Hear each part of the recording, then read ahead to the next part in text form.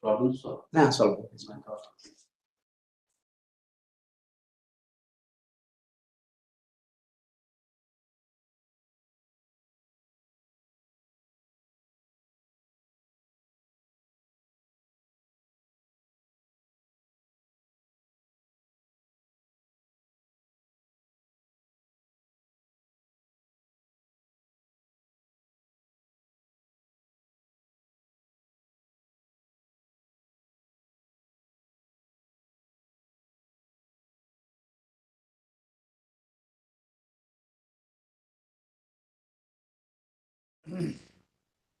Allah साहब बोले साहब लेट हो ना कि No, bas, wait. Good afternoon, everybody. Sir, could you hear me? Mandal sir, my voice is coming to you. Haldar साहब आ रहा है. Okay, sir. So thank you, sir. Good afternoon, everybody, and namaskar, dear participants. Sorry for the inconvenience. Now it has been resolved. Now we can start the program. So today we are having the program for 3 days training on vulnerability and risk assessment in Gangetic plains in collaboration with Dr. Rajendra Prasad, Central Agriculture University, Pusa, Samastipur, Bihar.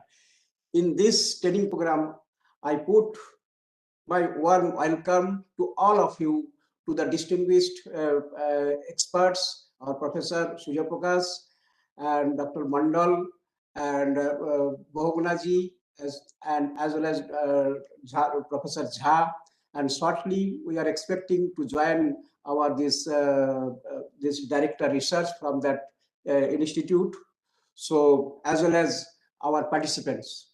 Now, in this context, I would like to say that you know that NIDM is working since 2005 under the act of this Parliament Act, and earlier that it was during 1995, it was named as National Center for Disaster Management, that is NCDM, and it has gained its impetus with its designation as National Institute of Disaster Management, that is NIDM. Presently, it is in NIDM, and it is fully engaged for capacity building and capacity enhancement and training, different kind of documentation, etc. Under the Disaster Management Act in 2005, NIDM has been assigned the nodal responsibilities for human resources, development, capacity building, training, research, documentation, policy advocacy, etc. in the field of disaster management. As a national center, and then as the National Institute, NIDM has performed a crucial role in bringing disaster risk reduction to the forefront in national agenda. The institute believes that disaster risk reduction is possible only through promotion of culture of prevention involving all the stakeholders. As the institute works through strategic partnership with various ministries and departments of the central, state, and local governments, academic, research, and technical organizations in India and abroad, and other bilateral and as well as multilateral international agencies.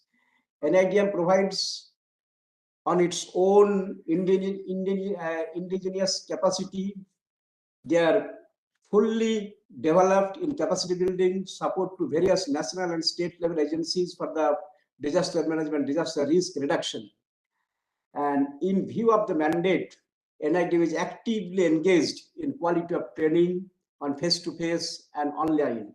During COVID period, they have not stopped. They have done more than their target for the training online in that. Not only training, even webinar also. So in order to Prime Minister 10-point agenda, that is in agenda number 6, it has stresses on the need to develop a network for university to work on disaster issues in India. And it was said in that agenda to promote common efforts in partnership with the scientific and technological community, academia, and the private sector to establish disseminate and share good practices internationally. And accordingly, different universities are in collaboration with the NIDM performing various types of program to address the commitment of India and keeping the importance of universities, that Indian universities and institutions network for disaster risk reduction, that is IUIN-DRR, NIDM, is being established at NIDM. In this network, besides NIDM, several esteemed university and institutions is coming same umbrella to tackle and to share the knowledge, resources related and disaster risk management among themselves and to the larger group of stakeholders working in DRR. So different objectives are there. Among them, this university is also one of the member in this IUIN-DRR. This is the university. About the university, I should say a few words that Dr. Rajendra Prasad Central Agriculture University, Pusa, it has came into existence in 7th October 2016 after conversion of Rajendra Agricultural University, Pusa, a state agriculture university earlier, which has established in 1970 by government of Bihar, a historical place where the idea of agriculture research and education was the first, it has taken the shape. The history of the place dates back to the year 1905, when Agriculture Research Institute and College, Pusa, was established by British government, and after that it is continuing, and nowadays it is in full-fledged central university. In its current role, the university extends its jurisdiction and responsibility in the field of teaching, research, and extension in context of agriculture and allied sciences to the whole country. And as per academia, it is having 8 colleges, different colleges are there. And as per research, it is on the forefront university, and it has released 18 varieties of different types of crops. And also, it has its extension building, and vision is quite good, and missions are also them. That mission is promote experimental high quality learning environment and certain creation of integrated approach that develops an appreciation and understanding of the socio-economic and environmental significance of soil, plant, and animal people interface. Now we are having this today, that objective of the program that is in the Gangetic plain. So what are the various types of disasters are taking place, and what are the vulnerability will be taught accordingly, and different experts, starting from AIMS former director Professor Sarman Singh will be delivering lecture today. Dr. Himanshu Das from NCS, Minister of Earth Science, he will be talking, and like this, various important lectures will be delivering on flood, drought, disease in the vulnerable purposes, and also some modeling in flood purposes from the IIT Madras will be delivering.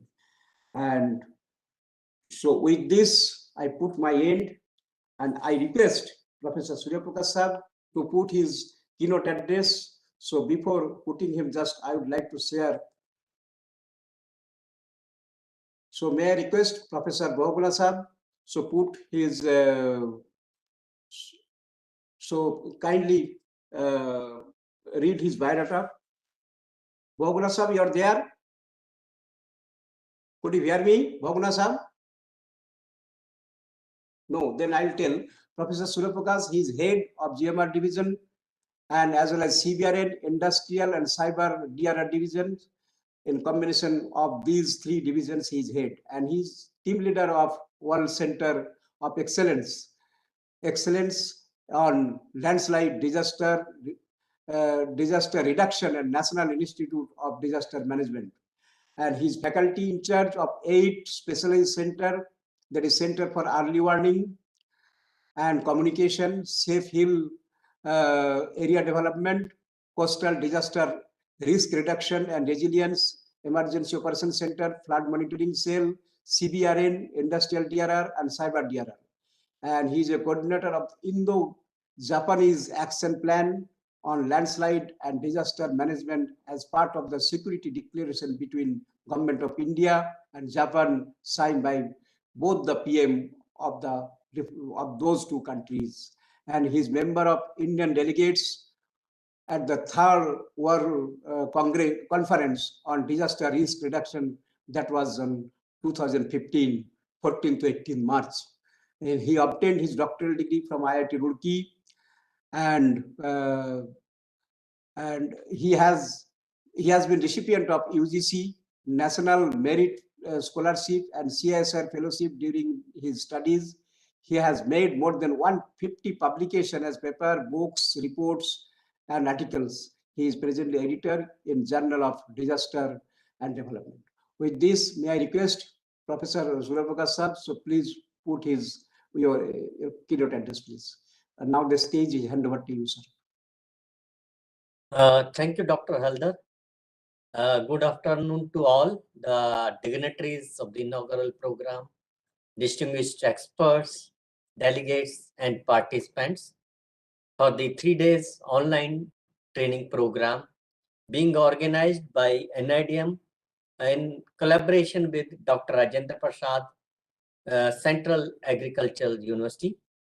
I'm very happy to share my views on this occasion and also express my heartfelt thanks for the collaboration to the Vice Chancellor, Dr. Rajendra Prasad, Central Agricultural University, Professor Pandeji, and also Director Research, Professor Barmanandji, as well as our Executive Director, Shri Taj Hassanji, who has always motivated and encouraged us to undertake such collaborations and organize joint training programs through virtual platforms.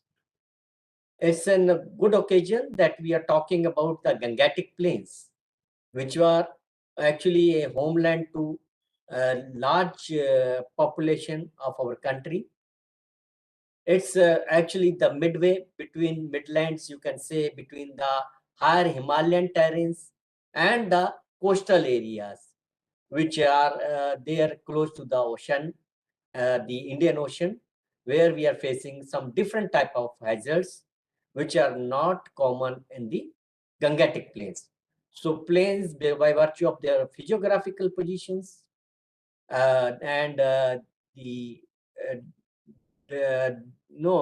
elevation as well as the geometry, they face different type of hazards compared to the high mountainous areas and the coastal belts. Besides that, these plains are also marked by a specific type of meteorological conditions and the geological conditions, which again make them susceptible to certain type of hazards, which are of different nature and degree of severity compared to the hazards we come across in the higher Himalayan terrains or in the coastal belts. But this area of midlands between the Himalayan terrain and the coastal belts is very, very important, because it takes all the inputs, all the ingredients from whatever is happening in the higher hills. The impacts are always felt in the downstream areas and carried over to the coastal belt areas. So it's actually kind of state where if it is the disasters or hazards are not properly controlled, the impacts will go on both the sides. The Gangetic Plains are also a very good resource center for not only in terms of the geomorphology of the area, but also in terms of its yields, that most of our civilization has settled around the rivers. And Gangetic Plains are one of the most fertile lands where we had the very good crops and their yields for our food security, water security, and various other purposes. So as far as our basic vital requirements or amenities are considered, the Gangetic Plains are actually a blessing to all of us. But on the other hand, we also come across floods, and in case of scarcity and overspillages or mismanagement of water resources, we are also coming across droughts as well as other type of disasters, which will be discussed in detail by our experts. So this particular theme of vulnerabilities and risk assessment with respect to hazards that are prevalent or predominant in the Gangetic plains will be discussed over these 3 days by the experts, which will consider not only the hydrometeorological hazards in terms of floods and droughts, they will also consider the geophysical hazards. For example, we have experts from National Center for Seismology who will talk about its vulnerability with respect to earthquakes as well. And besides that, you know that we suffered during the past 2 years with the pandemics. So biological disasters, pest attacks, locust, as well as pandemics or public health emergencies will also be discussed during this period.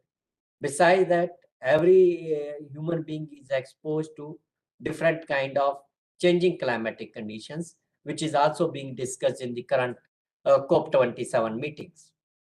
So this climate change is affected and the population within the Gangetic plains, and what are our requirements to change our lifestyles towards these changing climatic conditions so that the consequences in terms of adverse consequences particularly, they can be reduced. So we also have a very good scope because high concentration of population lives in these plains, and a large investment goes in infrastructure development into these areas. So how to make this infrastructure within the Gangetic plains resilient and safe against disaster situations? So we will be trying to cover the different perspectives, and I must state my heartfelt thanks to the distinguished experts, including Professor Ratnesh Kumar Jhaji, Professor Sarman Singh ji, who will also talk about the biological disaster health related issues, Dr. Sumendra Nath ji, Dr. Himanshu Singh Mandal, Mr. Anil Kathat, and the coordinators without whom this program would not have been possible, including Dr. Haldar and Dr. R.N. Bahuguna ji and Mr. Ajit Batham. They are actually facilitating this program and made it possible to get you the best possible inputs. And I would urge all the participants to kindly make it bilateral, interactive, and discussion oriented. Do ask the questions to the experts to acquire the knowledge or the experiences or the innovations or ideas that you need, rather than just getting what is being discussed by our experts from their perspectives. So both the perspective of the learner and the teacher or the trainer are equally important for us. So we have to actually not only listen, but also practice that. As Honorable Prime Minister during the Climate Action Summit in New York has said, that an ounce of practice is much better than tons of preaching. So I would urge participants to note down the key takeaways and try to bring them into your practices and implement them to the extent possible so that we can reduce the disaster incidents and their impacts, or we can proactively avoid, prevent, or mitigate these disasters. So I wish all the best to all the distinguished speakers as well as the delegates and the participants, and wish them healthy, safe, healthy, good quality life on an equitable, justifiable, and right-based manner with good fraternity amongst all of us. This program is one of the events that we have been carrying on, and I would also urge participants to continue participating in such events, because our goal of the national policy is zero casualty, disaster free and resilient nation, and it needs to have a continuous and sustained efforts. As Vivekanand ji had said, arise awake and stop not till the goal is achieved. So our goal of the national policy and final destination, zero casualty and disaster free resilient nation, is also goal of our institute, National Institute of Disaster Management, and we are making endeavors with our partners in these directions. I thank you all for joining with us and wish all the best for this program for the next 3 days. Thank you, Dr. Haldarji. Back to you. Thank you, sir, for good words. Nicely you have covered regarding in the Gangetic plane, regarding the vulnerability and other incidents, what are happening and what we'll be doing in this training program 3 days. So thank you very much once again. Now in this again, on today that Honorable VC PS Pandey Sahab, he's busy in his schedule as usual schedule. Of course, today is very much busy because he's engaged in the Chief Minister of the state. Now, on behalf of him, Professor, our Director Research, and Professor P.S. Brahmanandji he will delivering the special address on Professor P.S. Pandey. Now, may I request Dr. Bahuguna, I hope you could hear me. Bahuguna Sahab.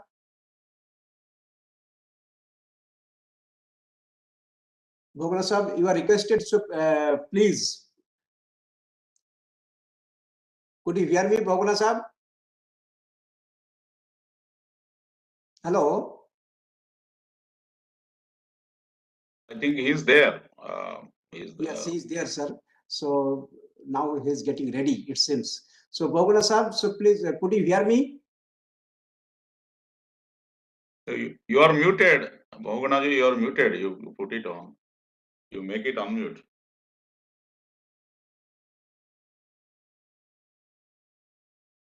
Your voice is not coming, sir.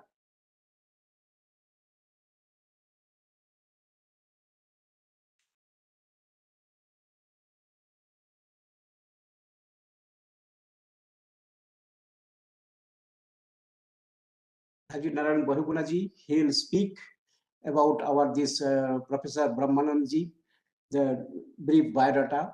So I would request Professor Dr. Bahuguna. So please, Dr. Bahuguna, could you hear me? Your voice is not coming. I think there is some issue. I think I'll introduce myself. No problem. So I'll read your biodata. So he might be facing some problem. No issue. That our this Professor P.S. Brahmanandji is a 2-time Guinness World Record holder and agricultural scientist. He is presently working as Director Research at the same university, that is Rajendra Prasad Central Agriculture University, Pusa. And Professor Brahmanand received 2 international awards, that was Guinness World Record holder in longest speech marathon in 2012. His 33-hour and 46 minutes speech on science and technology, society and human development that included the topics of agricultural science and drawn the world attention, Guinness World Record book. It is quite impossible, but he has made it possible. And all elements in fastest time to identify all elements of periodic table in 2016 in 3 minutes and 54 seconds. He's also delivered longest extempo speech, that is 38 hours and 21 minutes on ideology and spiritual concept of Swami Vivekananda and its relevance to the present day society in completely standing posture on the occasion of birth anniversary of Sri Ramakrishna Paramahansadev during 18th to 20th February in 2014. Professor Brahmanand has published 87 research papers in reputed peer-reviewed journals, including Nature Communication. He contributed immensely to yield gap atlas of cereal for India, post-flood management, and index-based flood insurance for Bihar and Odisha, estimation of impact of ICR flexi rubber check dams on agriculture, technological option for management of waterlogged areas, etc. He was bestowed with 5 national awards, that is Indira Gandhi Rajbhasha Puraskar of Ministry of Home Affairs, Government of India, twice for original book writing, and also from as an Indian author in Hindi language for the year 2005 and 6. from the former Union Home Minister Sri Shivraj Patilji during 2007, and 2010 to 11, Honorable former President of India Sri Pranab Mukherjee Sahab during 2012 for authorizing 2 original books in Hindi, ICR Award for Outstanding Interdisciplinary Team Research in Agriculture and Allied Sciences, that was twice, and for Biennium in 2013 and 14, and 2001 and 2, and Dr. Vasant Rao Nayak Award of ICR 2007, and certification of excellence from Ministry of Information and Broadcasting, and certificate of appreciation from National Water Mission, Govt of India. He is fellow of Indian Water Resource Society, IIT Roorkee, Andhra Pradesh, of Science. He received 8 Professional Society Awards, and he is also Leadership Award from Honorable Government of Odisha, Professor Ganesh Jilal during 2020. He was honored with Utkal Divas Samman during 2017 from former Union Minister of Petroleum, Sri Dharmendra Pradhanji, and former Union Minister of Agriculture, Sri Radha Mohan Singh ji. So with this, may I request Professor Brahmanand, so take the dais and put his special address to the participant. Yes, sir, please. Namaskar. Thank you, sir, Dr. Haldarji, for giving me such a good introduction about myself. Respected organizers from NIDM, including the Executive Director and Professor Surya Prakash ji, Haldarji, and all other organizing team members, and esteemed delegates and the participants, and our team from RPCAU Pusa, Dr. Ratnesh ji, Dr. Bahuguna ji. Very good afternoon to all of you, and it's a great occasion to share my thoughts on the occasion of organization of 3-day online training program, and most important topic, that is vulnerability and risk assessment in Gangetic Plains. Friends, first of all, I would like to thank our Honorable Vice Chancellor, Dr. P.S. Pandey Sahab, for giving me this opportunity, and the whole team. This is a topic actually which affects several millions of people throughout the globe, and also in India, Indo-Gangetic Plains, especially the Gangetic Plains, they are subjected to both vulnerability and risk. We witness mainly the flood disaster, and also the drought, and nowadays we are talking about the multiple stress management, and that has become a major challenge for the researchers and policymakers. If you see the in case of northern Bihar and also the South Nepal zone, it's also having the Tarai region, having several issues of vulnerability and risk, especially the flood. The flood is caused mainly by the Bagmati and also the Budi Gandak and other river systems, especially they are originating from Nepal. It depends upon the catchment area, the amount of rainfall which is occurring there. It is bringing the flood havoc, and the farmers are facing it. So when you have to make the assessment has to be very accurate. It should be in collaboration with different organizations. It is very heartening to see that this training program is being organized combinedly in collaboration between NIDM and RPCAU.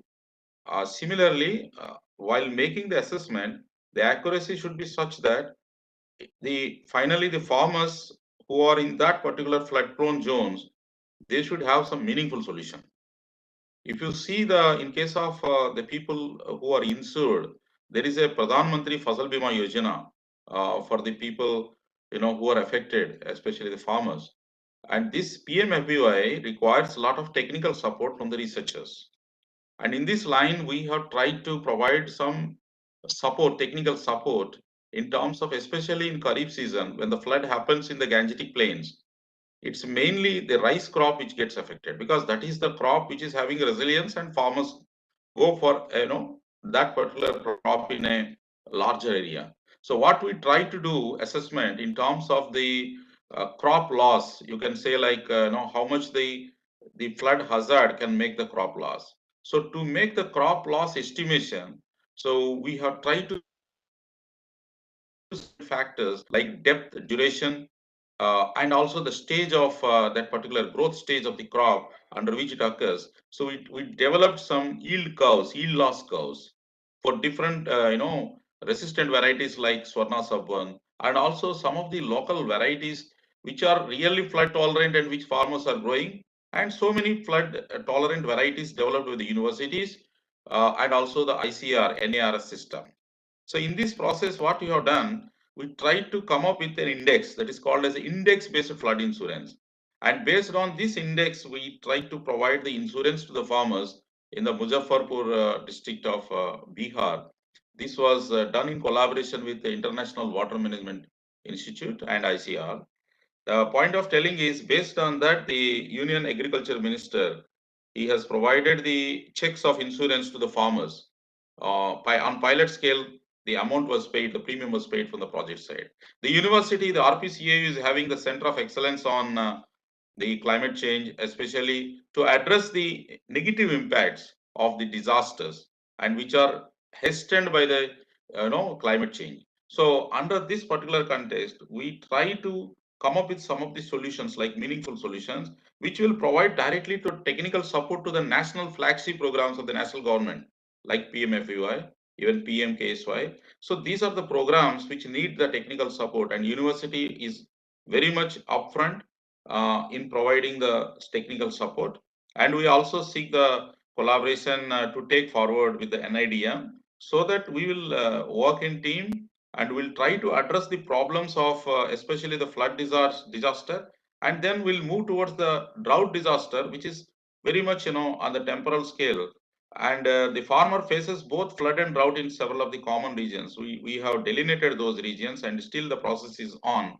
And finally, we'll be providing the meaningful solutions for the vulnerability and also for the risk assessment in the Gangetic plains. I have seen the composition of the topics, and several eminent experts are there. I'm confident that they will provide a brief picture about the different aspects of vulnerability and risk assessment during this 3-day online program. I'm extremely grateful to the organizers of NIDM and all the organizing team from the RPCAU for giving this opportunity. Thank you one and all. Thank you very much. Thank you, sir. That very good words and appropriate words you said about the tolerant crops in the Gangetic plain, and as the phenomenon of climatic change in this area. So you have given a good words and important things you have highlighted before our participants. Once again, it is thanks. Now we'll be moving towards the technical sessions. So before the technical sessions, I'll put the vote of thanks as a token of this seminar for the VIPs. Now that this seminar, this training, that is the vulnerability and risk assessment in Gangetic plain, in collaboration with Dr. Rajendra Prasad, Central Agriculture University, Posa, Samastipur, Bihar. So it is for 3 days from 16th, 17th, and 18th, and it will be continuing 2 hours from the 2:30 p.m. to 4:30 or onwards. Now, in these sessions, we are having very eminent speakers. Now, I put my and this is possible only this type of this seminar and other things. For that, behind that, our executive directors, his motive, and our this idea of our this NIDM. Now, I put my thanks to heartfelt thanks to Professor Edie, as well as without VC's permission and VC's support, we could not have made this program successful. So, and also equal, I put my heartfelt thanks to Vice Chancellor, Professor P.S. Pandey, though he's busy at this moment in some other specific and important task. So we are thankful to him. Now, this Professor Brahmanand, so he's a director of research. He's kind enough to take this special address. So I put my heartfelt thanks as well as heartiest thanks to him, and as well as also our head of division, Professor Surya Prakash. Always he's there. I put my acknowledgement as well as thanks to him also.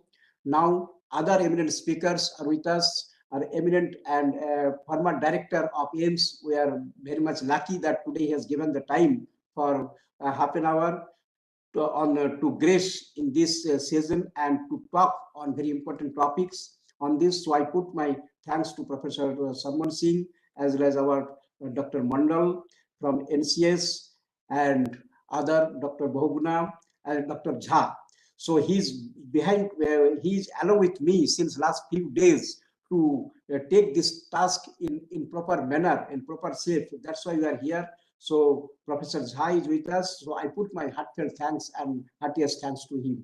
Now all the participants who are joining, they might have faced some problem. Some problem was there in the system. Now that has been resolved. That's why we are delayed, say 12 minutes. So sorry for that. And I put my thanks to all the participants and IT teams. So with this, I can conclude this inaugural session.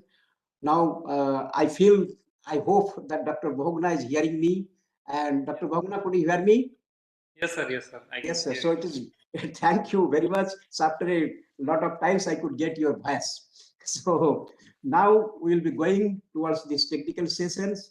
Today we are having two important technical sessions. That is with Professor Sarman Singh, former director, AIMS Bhopal. He will be delivering on biosecurity measures to mitigate biohazards. After that, our beloved, our Himangsu Mandal Dada, he is with us. And he'll be talking on importance of seismic microgeneration study to prepare earthquake resilient structures of Indian cities. Now I request Dr. Bhoguna, so please moderate the session in this technical session onwards. And the stage is handed over to you. Dr. Bhoguna, please. Thank you so much, sir. And I'm really sorry for that technical glitch we got here. But now I feel it is sorted. So we are moving towards the technical session of day one now. And our first eminent speaker is Professor Sarman Singh, who is former director, AIMS Bhopal. So I got a privilege to introduce him just with a brief biodata. So I will just make it for all the participants. So Professor Sarman Singh is retired as a director and chief executive officer of All India Institute of Medical Sciences Bhopal in November 2021. After more than 3 years of outstanding work at AIMS Bhopal. After retirement, he had joined as professor at the Indian Institute of Science, Education and Research, ISER Bhopal. Before that, he had worked at All India Institute of Medical Science, New Delhi for almost 30 years in various faculty positions. He is an able hospital administrator, a loved teacher, and dedicated researcher of international repute. Dr. Singh brought AIMS Bhopal to a new height, and during COVID, outstanding service and his leadership. Dr. Singh has 7 patents to his credit, and 1 technology has been commercialized and taken up by the Government of India in its Kala Azar elimination program. He is fellow of more than 7 national and international academies, including Royal College of Pathologists and Royal Society of Chemists, and member of more than 20 national and international scientific bodies. He is editor-in-chief of Journal of Laboratory Physics, academic editor of Medicine, PLOS NTD, PLOS 1, and Tuberculosis Research and Treatment. Besides being on the editorial boards of more than 40 national and international journals, has his expertise. He has been awarded by several national and international scientific academic bodies for his outstanding contribution.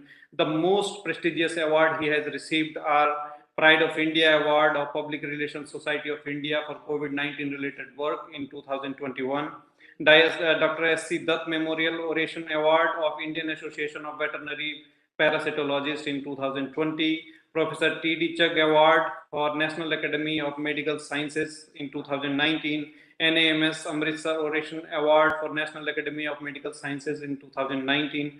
Again in 2019, he got Foundation Day Oration Award of National Institute of Research in Environmental Health. Then he got Distinguished Doctor Award for Indian Medical Association South Delhi in 2018. AIMS Research Excellence Award for published work in tuberculosis in 2017. Senior Scientist Oration Award of Indian Immunology Society in 2017. AIMS Research Excellence Award for Best Published Work in 2016. Research Excellence Award in 2015. BMJ Excellence Award for Innovation in Healthcare Technology in 2014. Again, Med Achiever Award of Indian Medical Association for Innovative Research in 2014. Chikitsa Ratna Award of Delhi Medical Association, Lifetime Achievement Award from Society for Immunology and Immunopathology in 2013, Professor B.K. Akadoration Award of Indian Council of Medical Research in 2008, B.C. Roy Award of Medical Council of India in 2007, Vigyan Ratna Samman Award by Council of Science and Technology, Government of UP in 2006, Biotechnology Product Process and Commercialization Award of Department of Biotechnology from Government of India in 2006, Professor B.P. Pandey Memorial Oration Award of Indian Society of Parasitology, Merit Award of International Immunocompromised Host Society at Switzerland in 1998, ICMR Award for work on parasites in general and Toxoplasma gondii in particular ICMR from ICMR in 1996. He got Young Scientist Award for International Immunocompromised Host Society at Italy in 1996, and Biotechnology Long-Term Overseas Associateship Award of Ministry of Science and Technology from Government of India. So this just shows how wonderful career he has, and Professor Singh has successfully undertaken more than 46 research projects from various national and international funding agencies, including Department of Biotechnology, Indian Council of Medical Research, Department of Science and Technology, Government of India, Department of Health Research, World Health Organization, National Institute of Health from USA, and European Commission. He has guided more than 30 PhD and Doctorate of Medicine scholars, 36 MD resident doctors, and more than 40 MSc students. He has written 6 books, 46 book chapters, and more than 350 research papers with a total citation of more than 12,000, I-10 index of 211, and H index of 57. He has been listed in the top 2% of the world scientists in microbiology category for 3 consecutive years last. So it is my privilege, sir, to welcome you, and we will be very much blessed to listen you here. And the topic of Professor Sarman would be biosecurity measures to mitigate biohazards. So I welcome you, sir, for your presentation. Thank you.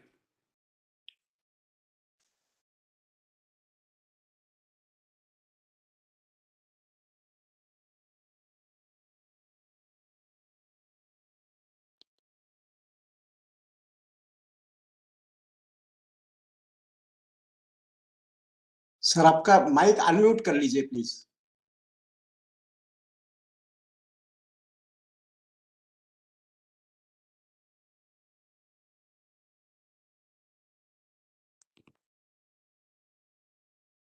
Sir, we can't hear you. If you can check, please.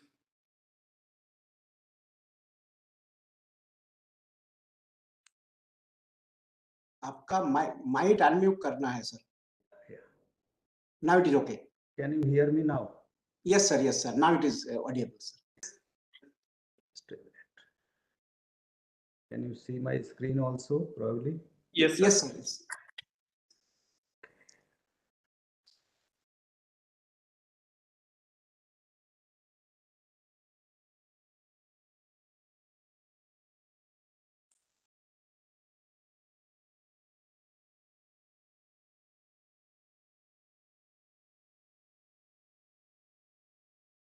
Divya मैं lecture ले रहा हूँ. All right, so thank you very much, Bhavna Saab, and my sincere thanks to Dr. Surya Prakash ji. I could hear for a few minutes, and also Haldar Saab, because probably in NIDM, Dr. Haldar Saab and we are the only connection to let us have some discussion. Probably this happened from the Corona time, and I am lucky that colleagues like Haldar Saab, he invites me, and so obviously the topic which was discussed, and I asked first Haldar ji that how I can fit into this, and then he said that yes, of course, probably as a medical person I can contribute in a different topic, I am not, of course, the expert of the disaster management, but I will try to cope with, and some of our understanding as a medical person, because I believe that there are various hazards, including the biohazards, where the medical fraternity is very, very crucial, and they need to know. And through this discussion, I would also like to encourage NIDM, which they have done this time. I am sure that I know some of my colleagues, they are already involved with the NIDM, but I think more and more interaction is required with the NIDM and medical fraternity. We all know that this is a long story, that the various biohazards and hazards, various types of hazards, including the biohazards, they are there, and there is from this time immemorial, we know that, including the poisoned arrows and all these things. But basically the disaster and disaster related activity and the visibility of this concept uh, became more, I would say, visible, or the good took the attention of the whole world only after the anthrax letters, which we all know that in 2001, after the World Trade Center was, unfortunate event. So then there were also some letters they were sent, and then obviously the whole world was became, alert, and various programs were started. So I will focus, because I know the disaster management and your NIDM covers all types of hazards.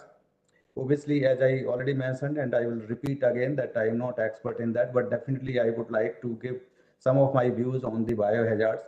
And so biological weapons and biological things I will cover only. I will obviously, I will not, unnecessarily dwell in the other areas. We know there are various methods of warfare, particularly which are very well known, and they have been used in the various wars. They can be chemical, they can be biological, radiological, nuclear, and explosives. So again, as I said, that disaster, there is a huge topic and very wide area, but within that I tried to see that which are the hazards which are related to humans. So even within the humans, they can affect the there are various chemicals, radiological events, nuclear disaster can happen, and various types of explosives. So again, further I am narrowing down my talk only to biologicals. So there could be many warfares, biological warfares, and there were plenty examples, particularly in World War II, where various countries, they used plagues, typhoid, cholera, anthrax. There is another type of fever, that is typhus. This is another bacteria. Then also some countries, they also spread the mosquitoes carrying malaria parasites, and various other nerve agents. They were also like tabun and sarin. They were used during this World War II. Unfortunately, after World War II, many countries, they resolved to have not this kind of warfares, but we keep on seeing that they are still using. So these biologicals, they are long history, so I'm not going into detail, but definitely after that, these biohazards, they are not only limited to the bar grounds, or they can be in the general life also. In general life also, they can be biohazards, could be because of natural calamities or man-made calamities. So I am further narrowing down my talk to further, only one topic, that is man-made. Because there are various types of natural disasters which I will not be covering, which I am sure that everybody in this audience is quite aware audience, and they are related subjects they keep on hearing. So now again, as I said, that there are various hazards which are man-made, but they can again be chemical or biological, radiological, nuclear, explosives, and also environmental. The difference in the natural or bar I have already excluded. So bar is obviously the intention is different. The natural is obviously there is no intention. So nature sometimes decides like that. But the third category which we are discussing is man-made. In man-made, obviously these are the incidents which result from the hazards involving an element of human intent, but not of the bar level. So that is not for the bar or to win any country or any army, but definitely intent is wrong, but it could be due to negligence also. It could be errors also. So this is very important, the third thing, because one is intent, which is usually in the bar crime we see, and sometimes because there are some spies also they do, but there is another two categories which are very, very important, and probably I will give a little more emphasis on these two topics. That is the man-made hazards, they are because of negligence or errors. So probably because again, this is, you can see that, I have narrowed down to a very, minimal thing started from the a vast topic of the hazards. So obviously we will deal with only either negligence or errors. Now, these disasters could be technological disasters or they could be social disasters. Examples are obviously the warfare, genocide, civil unrest, hyperinflation, and terrorism also. Then there are third category, which is environmental disasters. Like examples are various. I will cover these, including the deforestation and climate changes. So the let us have some examples of the man-made disaster which were not by intent but by negligence or the error of the handling people. The well-known hazard is our fan colliery slip.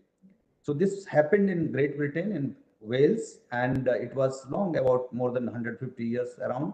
So it was in 1869, and there was one particular blaze in the Wales area of the Great Britain. And what happened that there were coal mines, and that was established, long back. And then, they kept on digging, and then in 1966, the village was almost surrounded by 7 huge spoil piles and the waste material from these mines. Because sometimes you see, and I have seen once in Dhanbad area also like that. But these days people have become aware. Those days people were not that aware, and that was that led to unfortunate day of 21st October 1966, a vast quantity of saturated debris that broke down, and that piles of these the waste material, they traveled towards the blaze at the very, very high speed between 11 to 20 miles per hour. So you can imagine it is almost like hurricane type of speed, and the waves of this the down the piles were they coming down, they were almost as high as 30 feet, and that obviously the whole place got destroyed, and more than 144 people they died. And obviously after that there were Great Britain, they made various guidelines, and whole world made several guidelines that this kind of negligence and keeping mining the areas, not caring for the environment and rehabilitation of the people, and not caring that what will happen to this waste material. These are some of the things which are typical negligence, and of course this kind of thing they should not happen. There is another famous Seveso disaster that is also very, very important, and this is somewhere in the Italy near Milan, and in on 10th of July 1976. Obviously, this is a company which was making a chemical which is known as 2,4,5 trichlorphenol, which is used in the chemical weapons and automobiles also, and this is also used as a in agriculture also as a vehicular, weed killer. We were one speaker was already from Pusa. He was discussing. So on that particular day, what happened that chain reaction ruptured the reactor. So obviously it requires a reactor, and on particular day, this reactor reaction happened, and a particular type of the box ruptured, and this formed 6 tons of toxic chemical, and that busted out in the sky, and that this cloud of the reactant was so huge that it covered about 18 square kilometer of the surrounding area, and the whole area, this is the actual name of the village, Seveso. So that covered, and obviously this led to various types of the skin conditions, particularly very blistering conditions like smallpox, like that. So it was a toxic condition. We sometimes drug induced skin diseases we do see. So that kind of these lesions they happened, and uh, various animals, because it is a weed killer. So hundreds and thousands of the animals died. Many patients they also died, and the villagers they started developing unique type of manifestations, which were cardiovascular and respiratory disease, and also very high frequency of cancer in that particular area. The government is still giving a lot of compensation to these people. And then there was a third Chernobyl meltdown. This was also very famous. That this is Chernobyl area is in the Ukrainian SSR.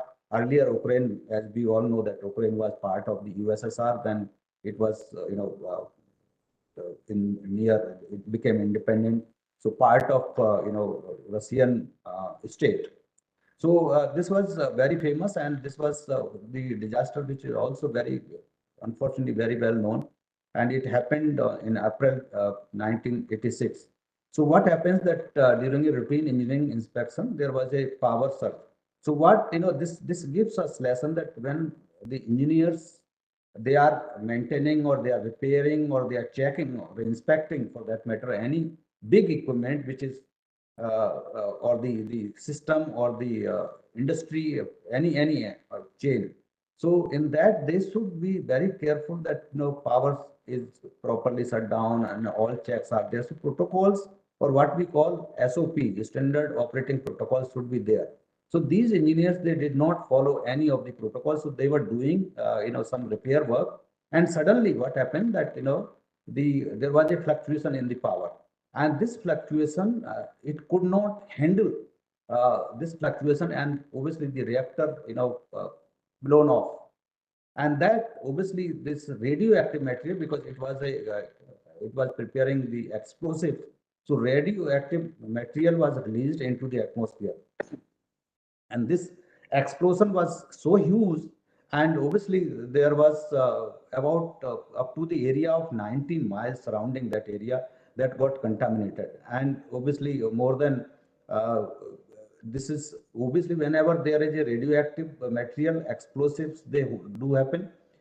They kill, of course, at the spot, but also the major problem with the radioactive explosives is that their consequences or sequelae in the patients is more dangerous than the immediate effects. So thousands of the people they died on the spot, but more importantly, in the subsequent months and years, many people they died, and they are developing various types of cancer and other conditions. So still lot of renovation and lot of rehabilitation is being done to the village people and those who are survivors, and it is estimated that it will take many years, and the completion of this was is expected to take up to another probably 40 years. So it might complete by 2065 or something like that.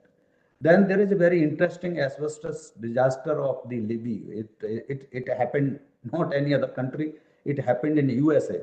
So it is a Libya is a area in the Montana state, and here there was long story historically. So about 200 years back, some laborers from various countries they came and they settled there, because there was a very rich source of one material, or the metal what we call vermiculite, and this, so various mines there in that area, Montana, this Libby area, they are there. So these people, they flourished. Obviously their income was very good. So because they were this Libby area is the area where these mines, they are supplying almost 80% of the supply to the world. You can imagine of this particular vermiculite. So this was the richest source of vermiculite in that particular area. So obviously people got again settlement, increased like anything, and then more and more people, they started coming there. The lesson from this is that this vermiculite, they also have contamination of asbestos, and we all know that asbestos is a very dangerous, harmful substance to everybody. But the investigation, when it was found out, and then obviously many people, they were dying because of various other diseases, particularly pulmonary complications. So then people complained, and then health investigation, they were carried out, and then it was found out that company was knowing it. So it is not that company was not knowing, company was knowing that their vermiculite is having contamination of the asbestos, but they didn't tell to anybody. So that is the biggest lesson from this. So this morally and ethically, the company was at fault, and then obviously finally the government closed it 1990. But by that time, many people, they died, and still the survivors, they are having various kinds of complications. Then again, deep water horizon spillover, that is also another example here. And here again, the negligence. Here is a negligence. The previous one was error and knowingly for the benefit. But in this case, it was a, we can say, error. So they were drilling in the bottom of the sea, and so it was a very deep water horizon, and there was a oil rig which was there. So with this equipment, and this was, it was obviously there was a floating platform. So they were drilling, and then suddenly what happened, that probably they were not careful enough, and they went down to about 18,000 feet. And in the particularly it was the the place was Gulf of Mexico. So on they were keeping it, drilling it, and taking out the obviously the oil. So they were very happy, just like we also have in India in seaport in near Bombay. So probably NIDM, all these lessons, they should be used as example, and we should all be careful. So on one unfortunate day, that was 20th April 2010. So suddenly from this drill area, the methane gas, it came out and rather exploded suddenly. And then on the spot, obviously there were 11 engineers, those who were drilling. So they died. But not only that, this was the more important disaster was that about more than 200 million gallons of the oil leaked, because drilling was done, and the oil people, they died, and methane was coming out, and they couldn't stop this the oil spill. So this this spread more than 70,000 square miles, and obviously the whole of the Gulf of Mexico got contaminated. And this had lot of impact, because this killed only 11 people, one can say, but more importantly, not only economically, but the sea animals, many of the thousands of the animals, they died, and it was a very big challenge for the environment. Then there is another example of the North Pacific garbage beach, which we know that sometimes those who are in Delhi, we keep on hearing these days that piles of the waste they are there, and two parties they have made. This is good, and I would say for the first time somebody is making issue of the garbages. But here is another example which happened not only in any other country or any poor country. It happened again in America, California coast. And here the Pacific Ocean, and this is so huge. Still it is there. So whole of the subtropical and tropical, temperate and tropical, subtropical area up to from the Pacific Ocean to up to Japan, it has reached. So it is so big that one can estimate it 270,000 around minimum this much million square miles. And the people think that depending on the water flow, it is spreading up to 5.8 million square miles. So if you count 5.8 million square miles from Pacific area, means from California, whole of the Japan, and up to that up to Korea. So whole area, this is this dumping of the waste by America is really challenging. This is being done by America, not anybody else. And the most important thing is that this the garbage is non-digestible by any bacteria. The patch is so huge, and mainly because it is a plastic, and they are obviously not biodegradable. And obviously this is posing a very serious concern for the wildlife, particularly the sea animals. Then again, another example of Californian wildlife fire, which we know, we keep on hearing. This is also because of the temperature is high, and we are not bothering about the temperature. So this kind of episodes, they are ought to happen repeatedly. And the example of California is one, but there are many other countries which are, I will show in my future slides, that many other countries are going to face this kind of problem. So hundreds of people, they died in this Californian fire. But obviously in other countries, this is unfortunately, if we don't do significantly very concrete mitigation and remediation, then obviously this kind of examples are going to happen in other countries. We all know that there are various allegations using various types of things, but definitely there are another example I would give, that is near Indonesia. So this was the mud volcano. So here also this was in 2006 only, and again another gas well drilling. So that also caused this kind of volcano, and then suddenly when they were so this, I would say, this is not the error category or non-intentional, but it was a negligence probably. So that was the here that they went down, and even though they were knowing that there is nearby in Indonesia, we all know that Indonesian sea is having lot of volcanoes, but neglecting all these indications, they drilled too deep. And then what happens that obviously one day this volcano erupted out, and obviously this was lot of the mud came out from this, and it was estimated to be more than 6.3 million cubic.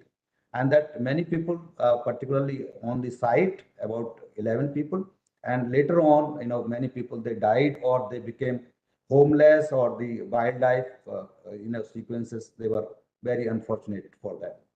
And then of course in India also, unfortunately, we know that whenever we talk of the any man-made tragedy in India, I think the topmost is the Bhopal gas tragedy, where I am sitting right now.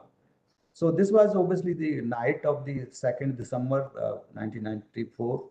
Sorry, it is 84. It is typo error. So this was people woke up with the and they ran outside desperately gasping for the breathe. And we all know that it was a MIC plant, which was obviously there was a leak and nobody bothered. There was no SOP, and this kept on leaking, and then obviously the whole pipe got burst.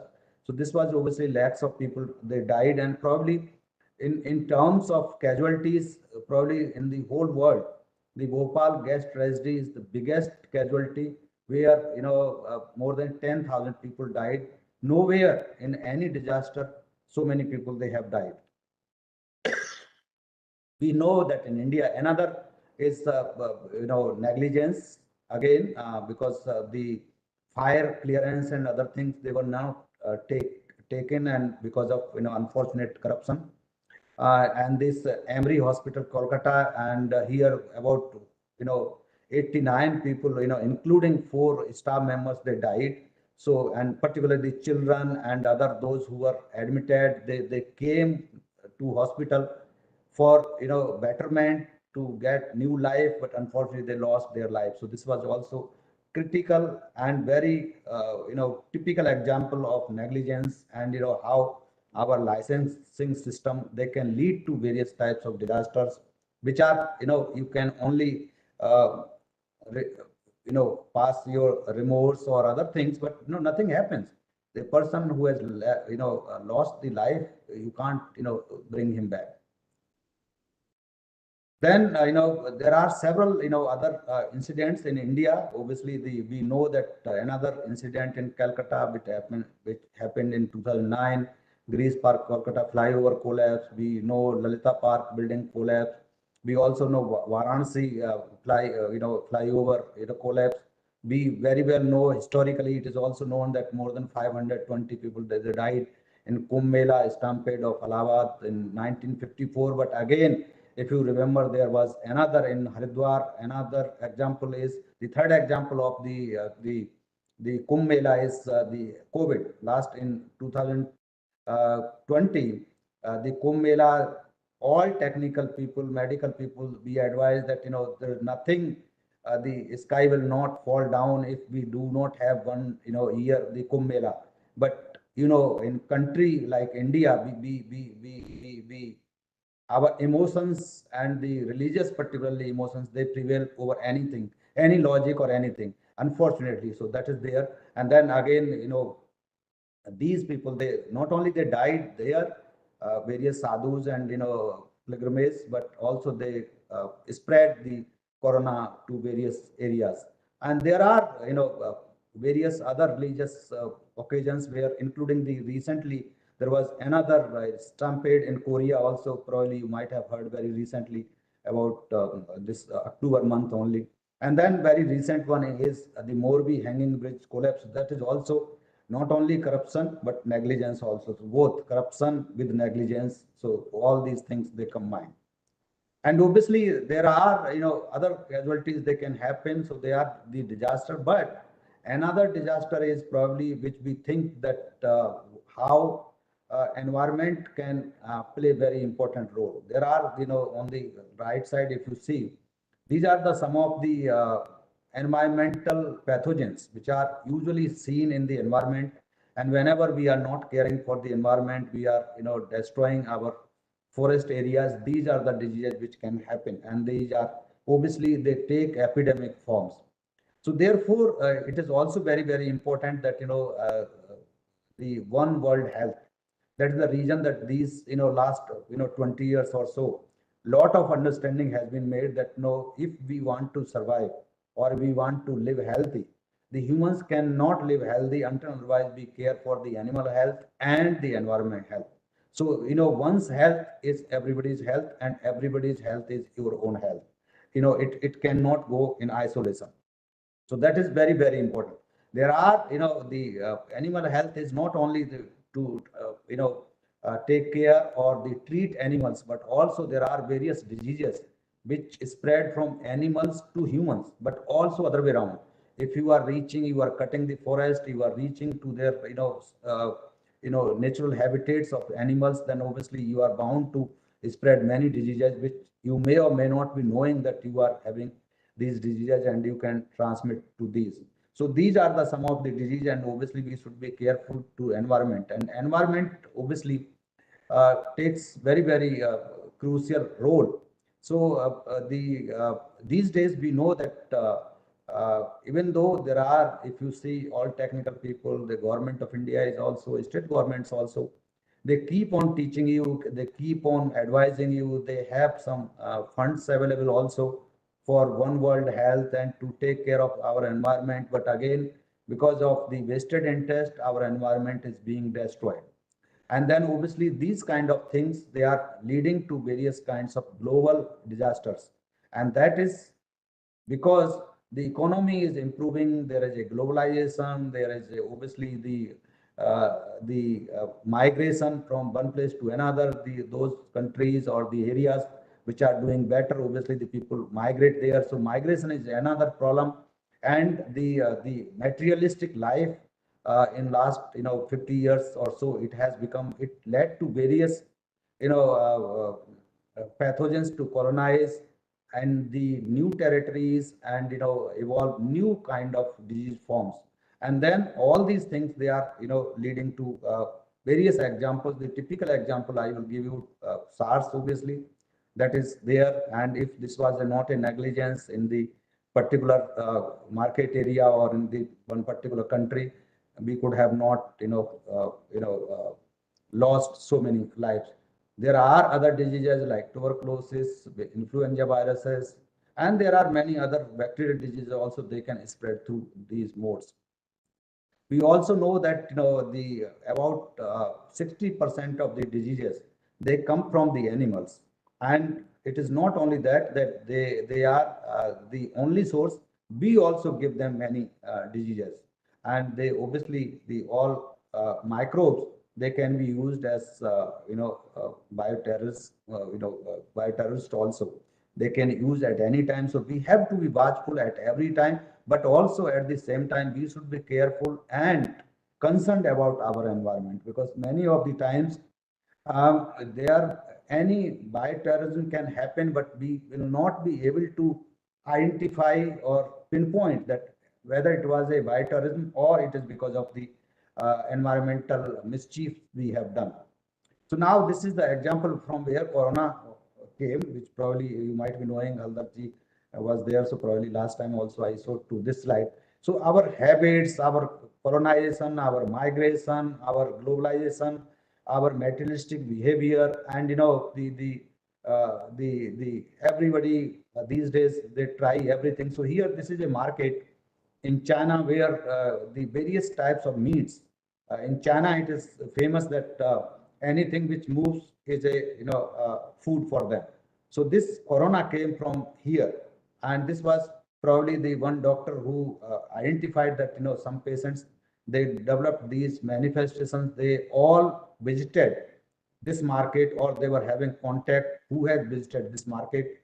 But unfortunately, this was negligence on the part of the locals, and this doctor, he reported this, but nobody bothered to him, and the government said, "Oh, shut up! You don't need to spread it. This is wrong." And what happens that sometimes the various organisms, microorganisms also. So coronavirus is also not new. This is also very well known. There are 30 other coronaviruses, but suddenly what happened that because some animal viruses, because some of the new animals, these Chinese, they ate it. And not only that, we know that in China, they don't cook it well. So they, raw, meat was eaten up, and then probably this came to to these people, and then they spread to other people. So similar examples there are. The corona can, usually this is a natural host is bat, but it can obviously, if the people are eating the meats of other animals like camel, then we had a MERS, and that was a Middle East respiratory syndrome. So what we know, MERS.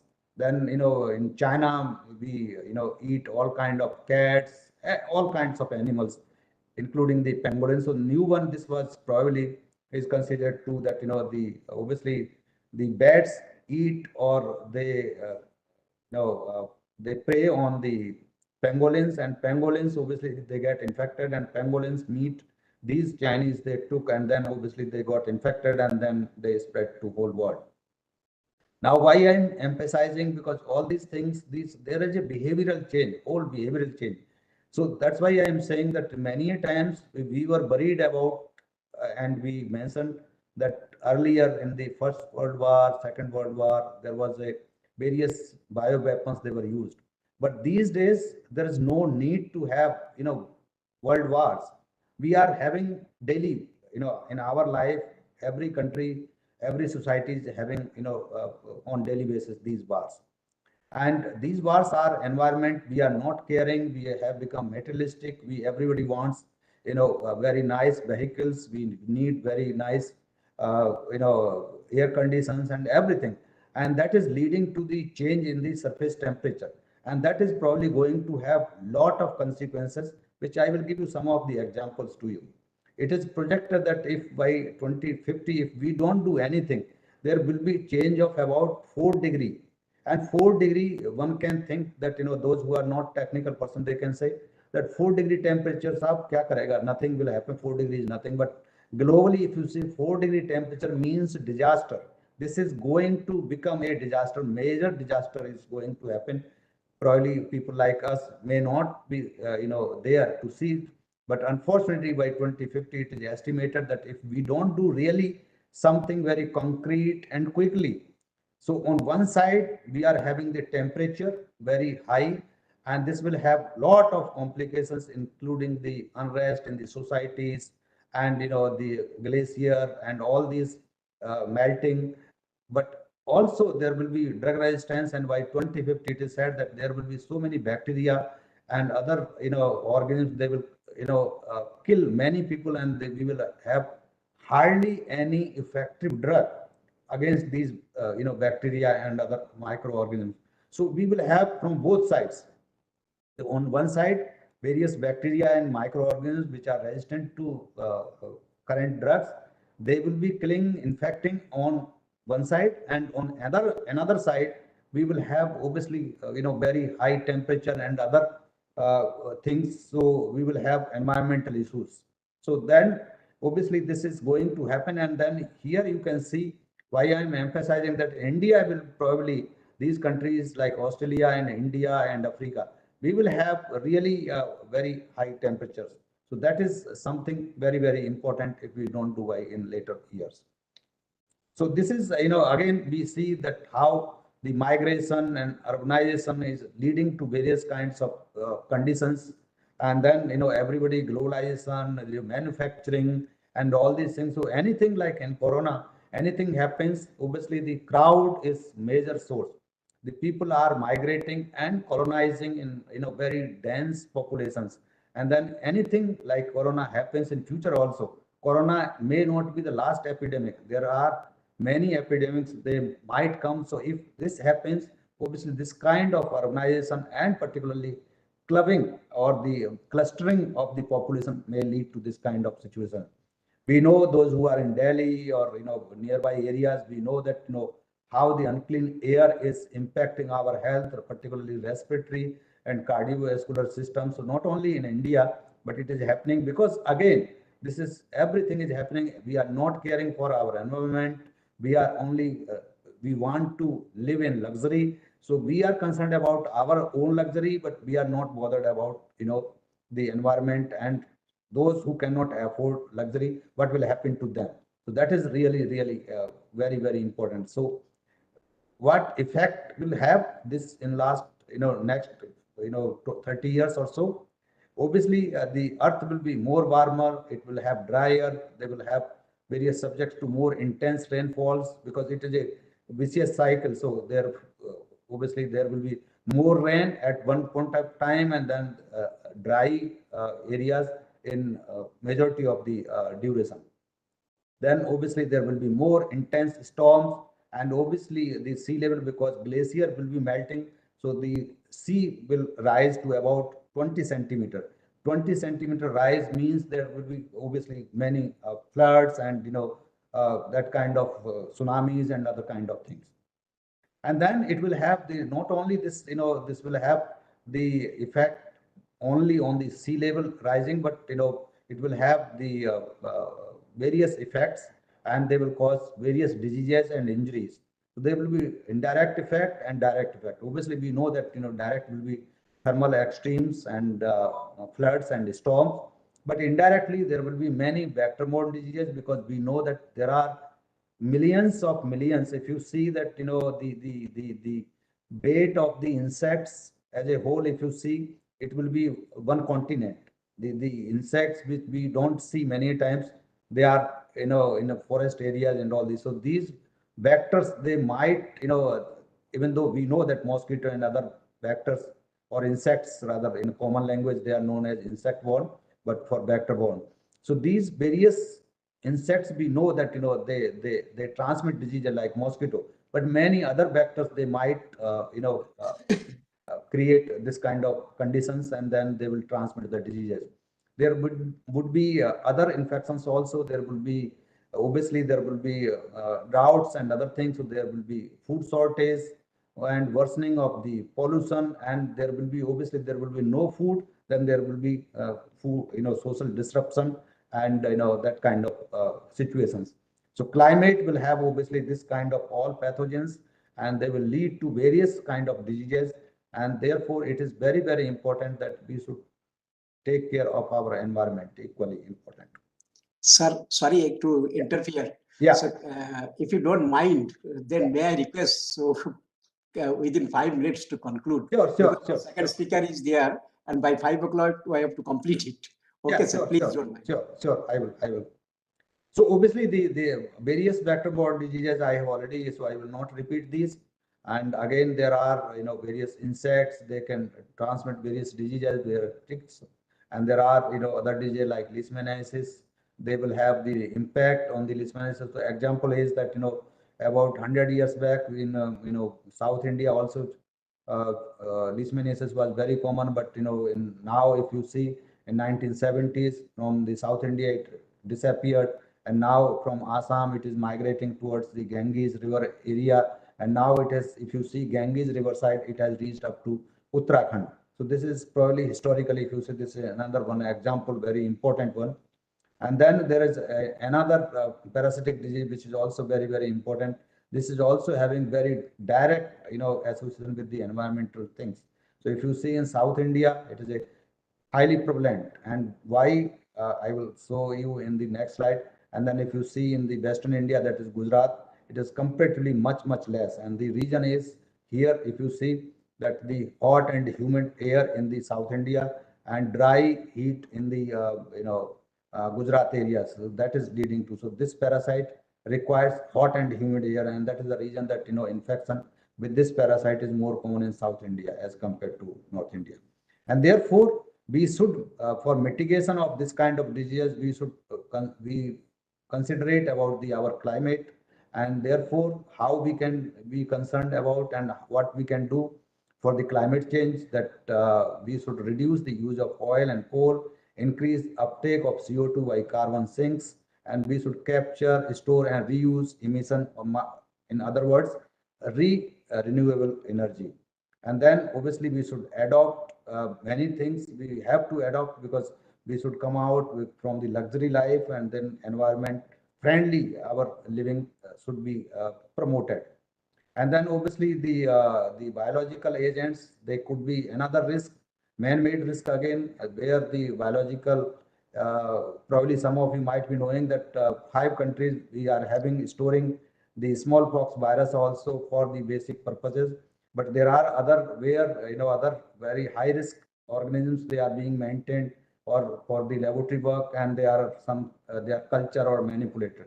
So obviously these organisms, they can also cause various types of hazards if proper SOPs are not followed. So if, if some hazard happens, this whole world can have another epidemic of this kind of disease. So obviously there are, I will not cover these, biosafety risk levels are there. So what organisms should be kept where, and what are the various precautions we should care for, like BSL 1, 2, 3, 4, BSL 4 or risk group 4 is most dangerous, the organisms. We should be very much careful about these, So this kind of biosafety laboratory level 4, they should be these biological, organisms. They should be handled only in this kind of laboratories, not everywhere else. And therefore, I think to mitigate the minimum we should do for this kind of things, for infectious hazards, we should obviously wash our hands. Hand hygiene is most important, I always say. Our cough and sneezing etiquette should be there, and we should cover particularly the like mask and waterborne. There are various waterborne diseases also. So obviously, whenever if you are thinking that there is a risk, then obviously we should boil the water before drinking. And whenever there is any risk or any, if you think that there is any this kind of hazard, then always stay at home and from the school rather than bothering that what will happen in my office or other places. And obviously in that direction the honorable prime minister that he has initiated, and this probably I am sure that your institute is well aware that with the collaboration in MAS and DRDO, they have started a CVRNA course, because doctors also they need to be trained. So the various 3 aims and some organizations, so 6 centers. Now we are having 6 months PG certificate course and medical management of CVRNA disasters. So that is also very, very important, and I am fortunate that I also established this at AIMS Bhopal. So now we are training doctors that if any kind of disaster or hazard happens, biological hazard I am again saying, so then obviously we should take care. Thank you very much. Thank you, sir. Very beautiful and very nice that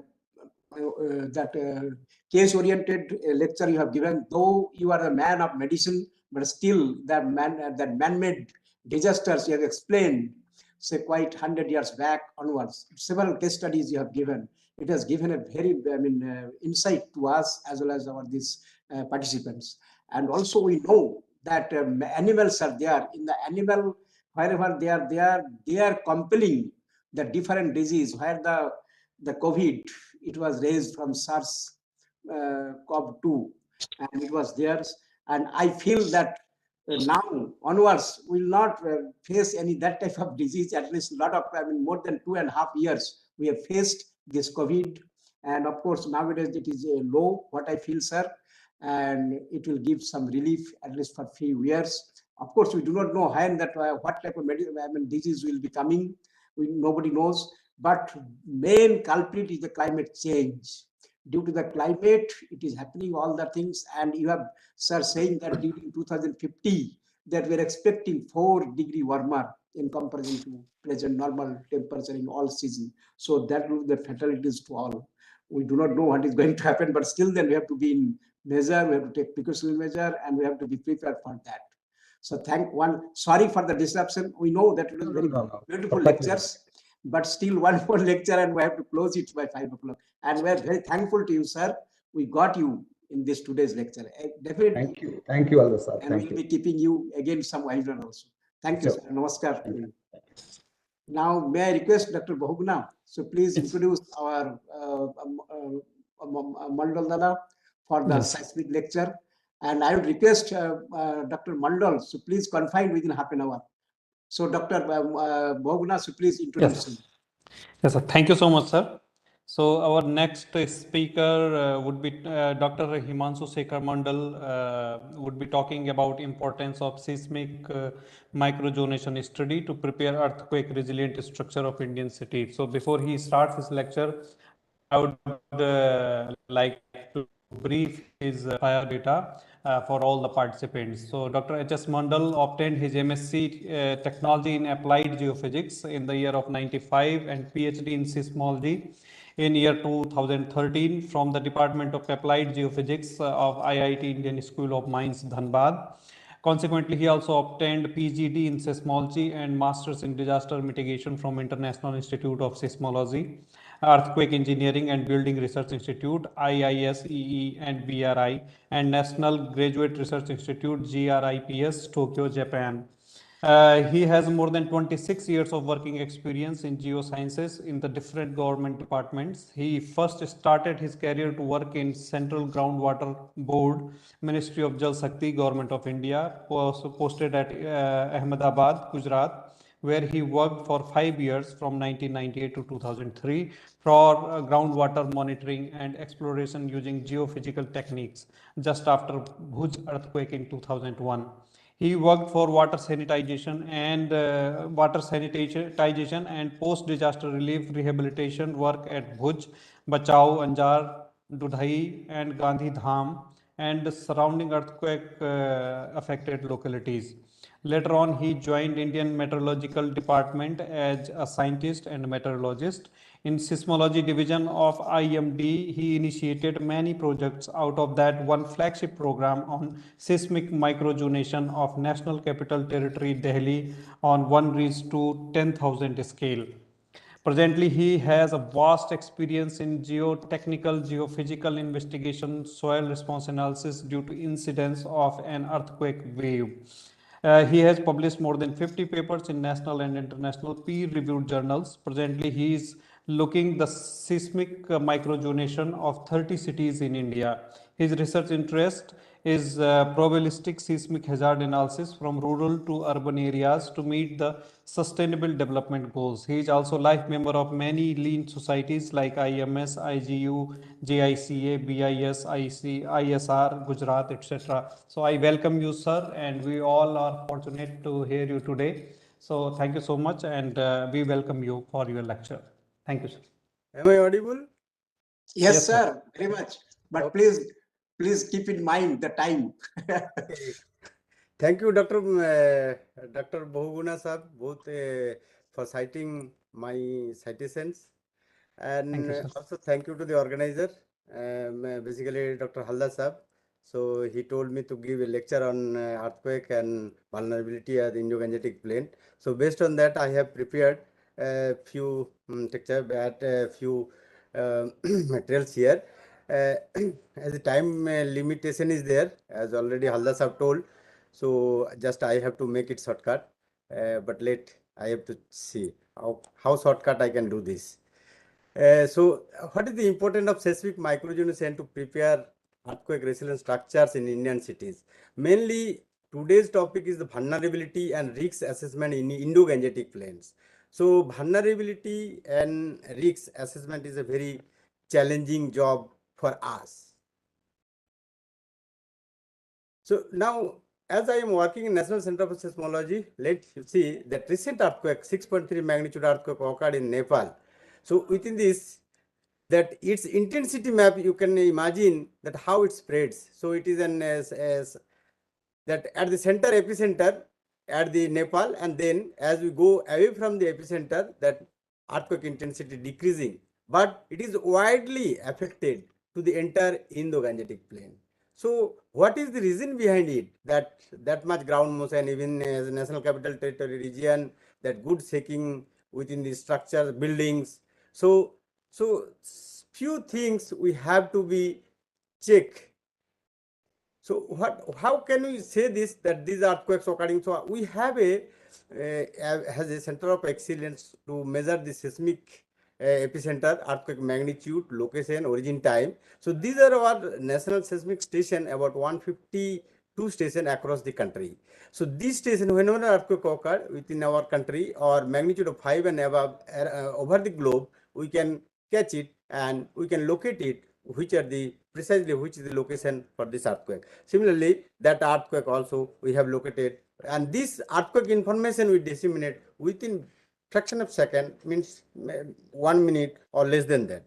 So what is the factor of estimating risks? So risks, already know that life loss, property, socio-economic losses. So risks, if you say in terms of earthquake, so hazard, seismic hazard. So seismic hazard is the main important. Then vulnerability. Vulnerability built and environmental structures, and then exposure. Exposure, we have to say how densely populated, how vulnerability with the densely populated cities are there. Or if you say flood, in terms of flood, the downstream, if the communities are living much more densely populated, so the risks will be much more. So exposure, we have to be say on that way. So hazard, you know that meteorological hazard, hydrological hazard. Hydrological hazard means groundwater, aquifer, and all the things. As you know, the Gangetic plain, that hydrogeological information that are the shallow aquifer and deeper aquifer. So shallow aquifer, deeper aquifer, if we are not exploring that, so brackish water is also formed on that places. So maybe some experts are there, so they will explain properly. But I have worked in the hydrology in Central Groundwater Board, so I have also vast experience on that matter also. But here I have limitation to discuss on seismological hazard only. So vulnerability is the built environment that built environment, how the structures are there. So exposure means I have already told the density, built up environment, located and high hazard or low hazard area, or upstream or downstream area, or large sedimentary thickness. Now question is the sedimentary thickness is the very study is very important. Now if you see that densely populated cities are located along the Indo-Gangetic plain, because these cities, these people are living based on the water and communication, transport, everything will be easy. So people population density within this Indo-Gangetic plain, agriculture and all these facilities are much more than as compared to hilly area. So these places, few cities, if we say Mirat and then Bareilly or Agra, Lucknow, Kanpur, Varanasi, Dhanbad, and so on, Kolkata also. So by this, if you see that these are the entire area is falling under Indo-Gangetic plain. So these area, sedimentary thickness and everything we need to study properly, so that now if you see that vulnerable sedimentary thickness in the Indo-Gangetic plain. Now this is the area that in the plain, that thickness, the thickness 1.0 to 2 kilometer beneath the Delhi region and 2 to 5 kilometer beneath the Indo-Gangetic plain and the remaining areas. So if you go further at the alluvium fan area in Calcutta, some research found that it is thickness is about 13 kilometer.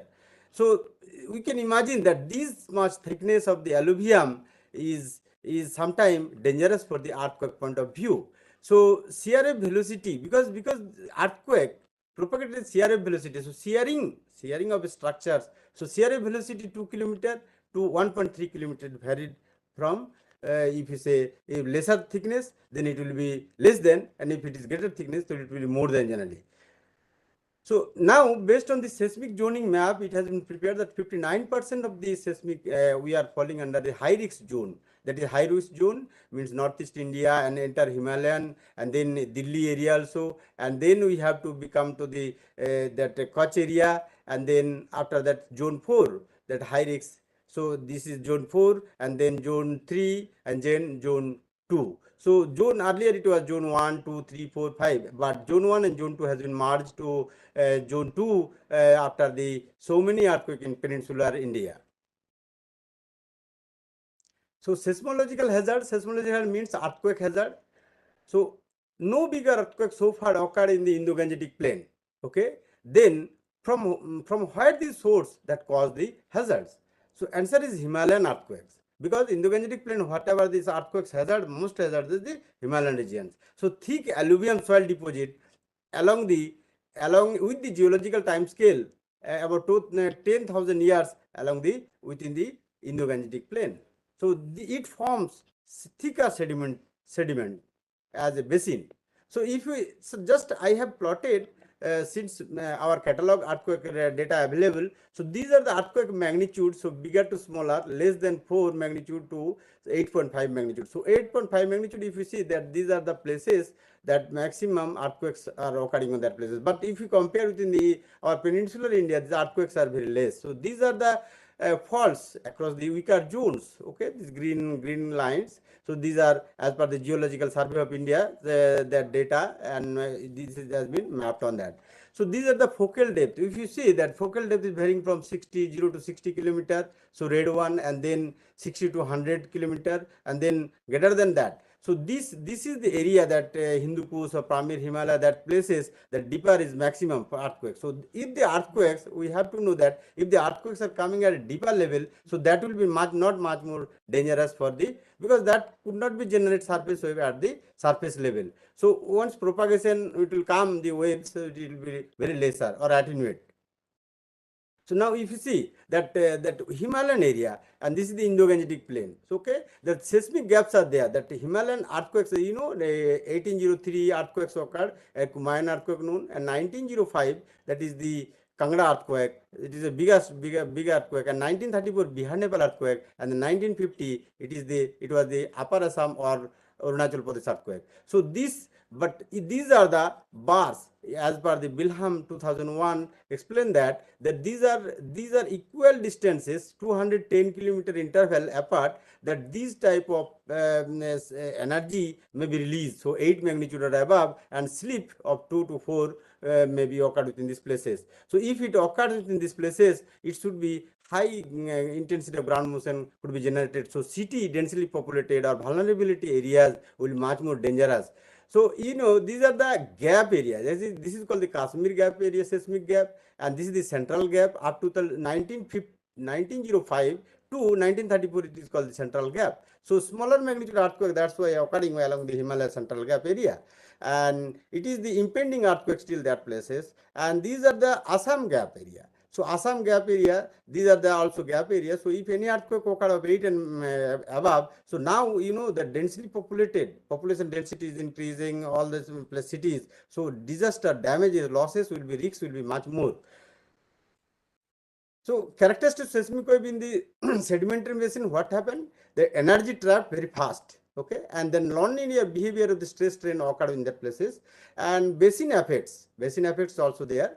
So seismic wave amplification. Then what happened? The seismic wave, whatever the ground motion at the rock side, if it is induced into the soil, it will be amplified in several times.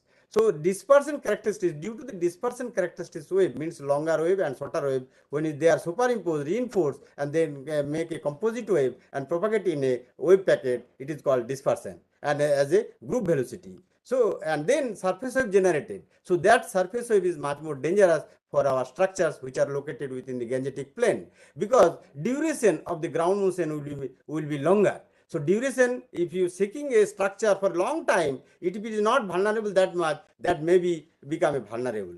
So long duration of ground motion observed, okay, and duration of the ground motion seeking is more. And built structure may be induced with resonant frequency and total damage observed.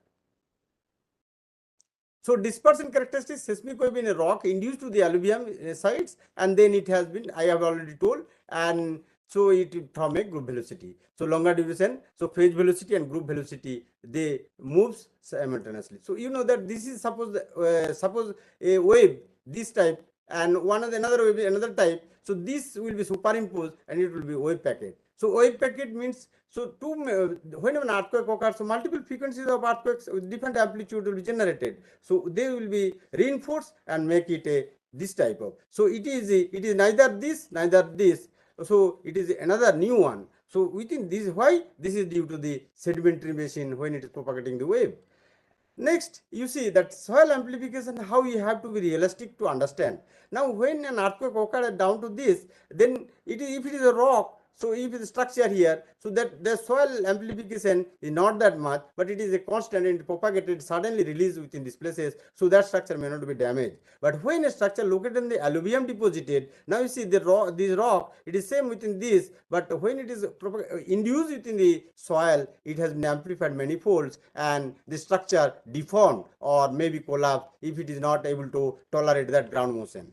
So by this way, we have to know that how the seismic waves, we have to be interpreted like this. That is, this is the when an earthquake occurred, that P wave, then S wave, and this is the surface wave. So this surface wave induced it in the alluvium sites, that is much more dangerous for that localities. So what is the rally wave? Rally wave and lava wave are the surface waves actually generally. You see, this is the structure. If this is the structure alluvium, so alluvium thickness is this. So that top portion, wave propagation or particle motion are retrograde. So retrograde means anti-cycle, and as you go down, it will be minimum. So we have, once it reaches to the rock, it will be zero. So this type of wave, so lava wave will be only also sucking like this away. So this true propagation of waves within the vulnerable area like Gangetic plain, thick alluvium is noted. So what is the solution for this? So detailed soil map generation is very important, and using geological, geophysical and geotechnical methods and investigating the soil parameter characteristics, dynamic behavior of the soil is very much important. So so what is that? So this is a holistic model. We have to be prepared, and then we can do the seismic microgeology study. What is that? That holistic model, we have to take a topo sheet. So which topo sheet you want to take? That is a scaled. So scale, if you see as map, that is always a scale. So 1:10,000, 1:5,000, 1:25,000, 1:1 lakh, like this. So this is the Survey of India map they have generated based. So right now 1:10,000, 1:5,000 on request basis, Survey of India can provide to you. So as per Indian maps, most of this is 1:25,000 or 1:50,000 are available. So what is that resolution on that places will be lesser. But if you get the resolution more, 1:10,000, 1:5,000, you have to go. So what is that? We have to be checked that what is the geological characteristics or geological, geomorphological information on that map, that city, whatever you are interested. And then microtremor survey. Microtremor survey means you have to keep your instrument in a particular location for at least 2 hours and take the noise data, because 3 components, seismometers of natural frequency 4.5 Hz, if you keep, and broadband type 120 seconds. So you have to find out that 3 different characteristics of propagation. So X, Y, Z, X and Y and Z. So 3 components you can record it, and then if you divided horizontal divided by vertical, you will find some differences, means amplification. So how is this coming? This is due to called ambient noise. So ambient noise due to the earth rotation and what is the tidal effect and all the things are there. So that earth is already vibrating like this. So this vibration, what is the soil amplification for that basin? So this gives a tentative idea about the soil amplification,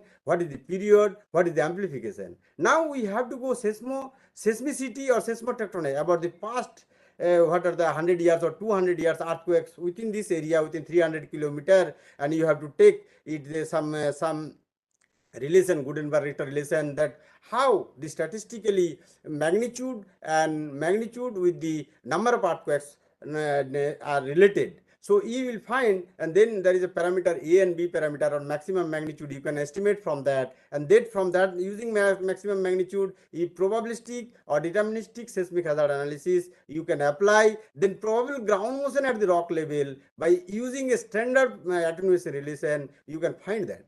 So if you find at the rock level, then how to come into soil surfaces? So you have some sophisticated, robust software, a state of the art softwares that you can use, that like say, or some DynaQ softwares are there, Japanese or US based softwares are there. And if you take an input ground motion at the rock level, and then you have to be layer wise, you have to divide, and based on its some soil response analysis, you can estimate. So it is easy to say, but very difficult to do, because you have to take geotechnical drilling and take the soil samples layer wise, and if there is a geological strata, geomorphological strata changing, you have to take that, and then soil grain size analysis, then direct shear analysis, cyclic triaxial shear analysis. So all these parameters if you take, so that you can estimate what is the shear modulus, what is the damping, what is the strain variation. So these are laboratory analysis. If you take this as the input data layer wise, and if you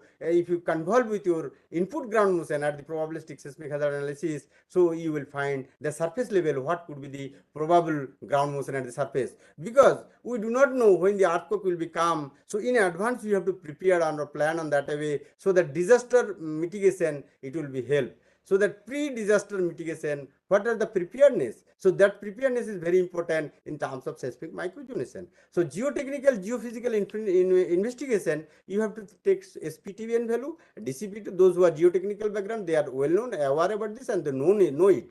And we are geophysically, so SCPT is also, it is both geotechnical as well as geophysical investigation, because CRA velocity and cone resistance or frictional resistance are given.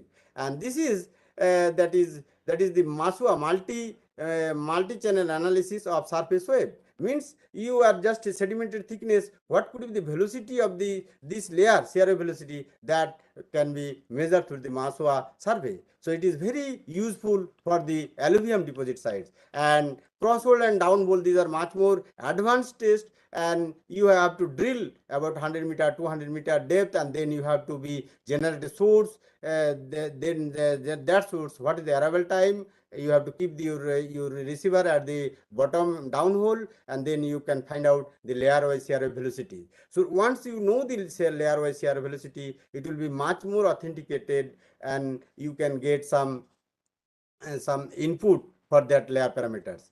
So they based on this study, we can guess VS30 and site classification as per National Earthquake Hazard Reduction Program USA 2003. They have given that if the soil, rock or medium soil, so they have categorized A, B, C, D, E. A is the rock site whose shear velocity more than 1,500 meter per second. If it is a B type soil, it is 760 to 1,500, and if it is C type, then it is 360 to 750 and so on. And if it is D type, it is 360, 180 to 360. So within this, and if it is less than 180, so it is much more vulnerable. So it is, if it is like very shallow deposit and fresh alluvium or fan deposit, this type of shear velocity and site classes are E. So soil liquefaction is generally happen for that places. So we have to generate at least 7 type of hazard maps, and these hazard maps has been integrated. So geological,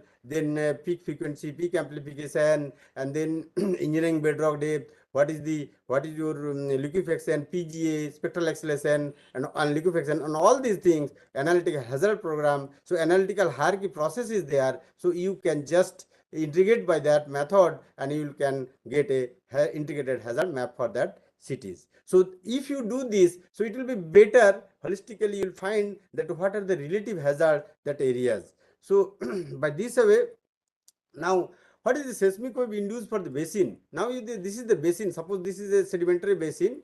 Okay. So for example, Gangetic basin. So it has basin within this loose alluvium. Its material is one, and then below is the rock type. So its velocity, CRA velocity, density, and strain will be different.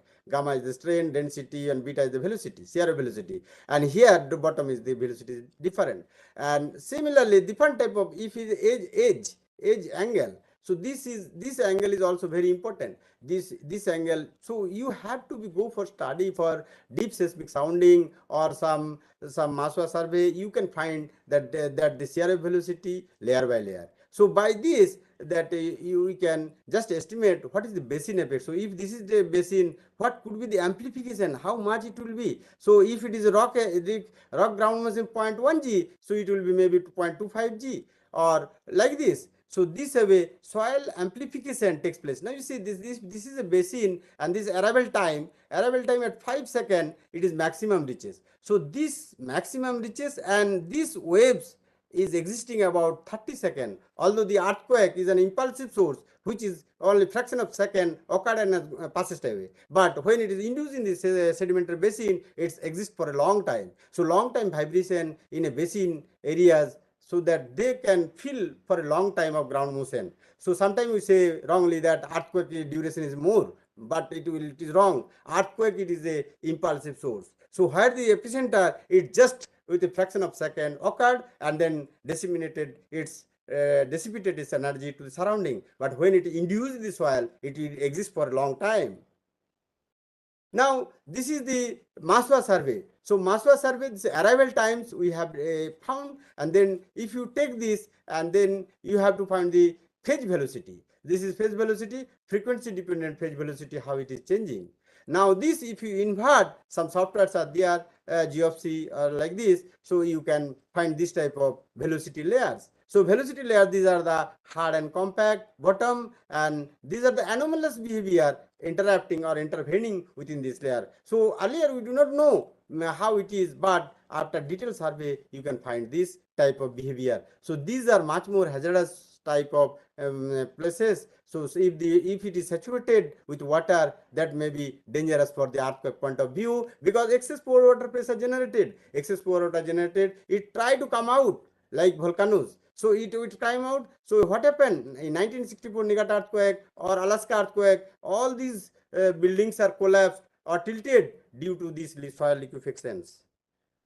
So now micro tremor survey. Micro tremor survey, I told that these are the 3 components you have to take: X, Y, and Z. So what is that? Horizontal divided by vertical means when a wave propagated, horizontal is shearing like this, so it is amplified. So how many amplified with respect to the horizontal? Because P wave, it is a compressional in a Z component, okay, and then S wave is the that is the shearing type. So shearing type means it is always amplified with respect to the soil.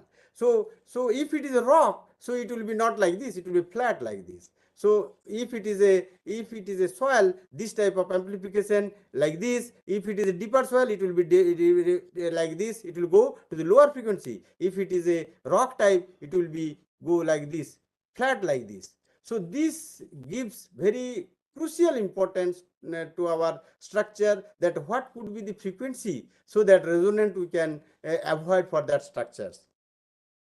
So now see, this is the NCT Delhi. We have prepared the liquefaction hazard map of the 0 to 9 meters. So this is some seed and address a method is there. So it is a conventional method. So simplified method first proposed by Seed and Idris 1971. So after that most of the cities, this type of analysis has been done, and this is an example of for Delhi area, that this red is a high liquefied of factor of safety less than 1, and then intermediate you orange, and then means 1 to 2, and then if it is safer in respect to the liquefaction, so it is less safer means greater than 2, like this. So by preparing this type of map, so if any planner or city planner or that city, they can decide that what type of structure and where they have to be put. So this type of information, being a geoscientist, we need to give to them. So structural, I told that what is the vulnerability. Vulnerability is you have to be find out that how much residential structure, how much commercial structures, how much industrial structures, how many different type of structure, and you have to categorize as much as you like. So you have to categorize this, and then you have to take floor wise, how many floors are there, and what is the age of these structures. And then if you just, this is the FEMA guidelines, that if you put the simulation with the ground motion, and then the percentage of damage within the structure. So if it is a vulnerable, it will much more damage, and within the very low ground motion. So by this different ground motion with different type of structures, like RC structure, it may be sustained for a longer time. Okay, but it cannot be sustained for a much more ground motion, or duration is more. So this type of information, once you convolve within this, you will find the risk hazard map. So risk hazard map, it is very important to study, so that you can identify which are the localities, which are the pockets are much more high risk areas. So this type of study with respect to the vulnerability. So vulnerability study is very important. So vulnerability still date in our country has not updated that much. If that is also available, but it is not updated with the simulation with the ground motion. So this is very much important. Next step, we have to do this, so that we can prepare a disaster-free country. So by this, thank you, Haldar Sahab, and organizer of NIDM. Over to NIDM, sir. Thank you, Mandal Dada. You are in time.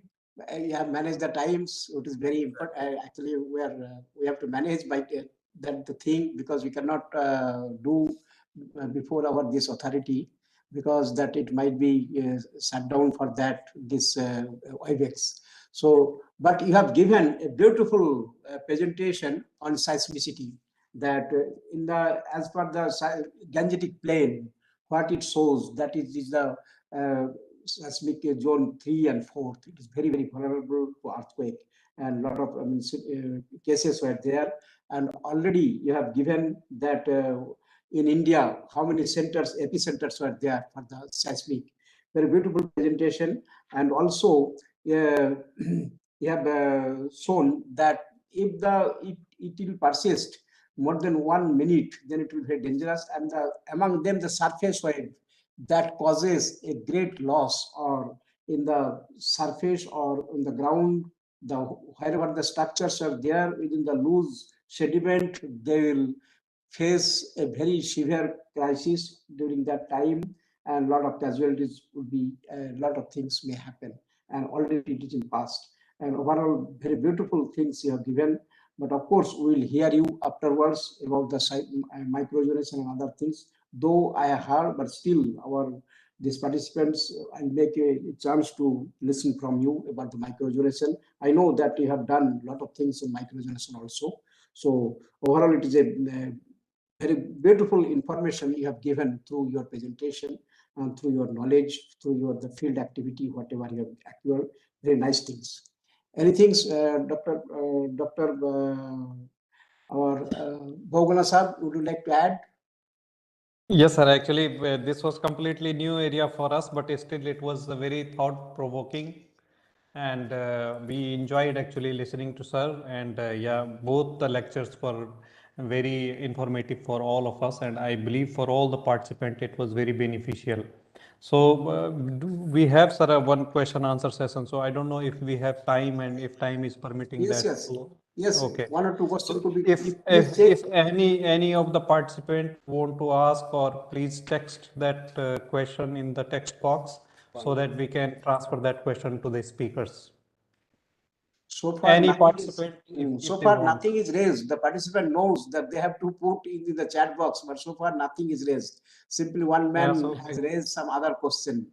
It is not relevant Okay. to our Dr. Mandal's related. And also Right. nobody is asked related to our Professor Sarman Singh's deliberation. At that Right. time also no question was raised. If at all they can raise, we'll be allowing 5 minutes. Please write them. Please, we can allow Right. them for 5 Yes. minutes. In the meantime, that Professor Jha is there. Yes, sir. Actually, He is there. during that initial period, he was supposed to put that introductory remarks, but Yes, sir. Yes. due to the problem of the system, it was make me confused. Or else we could have been given for 2 minutes to him, no problem. But in the last day, we'll be given for that, no problem, no issue. And he'll be available each and every day because he's also he's also one of the convener of this program. Yes. I hope he's not there, Professor Jha. No, he's there, sir. I'm just checking. If you'd like to add anything, so please.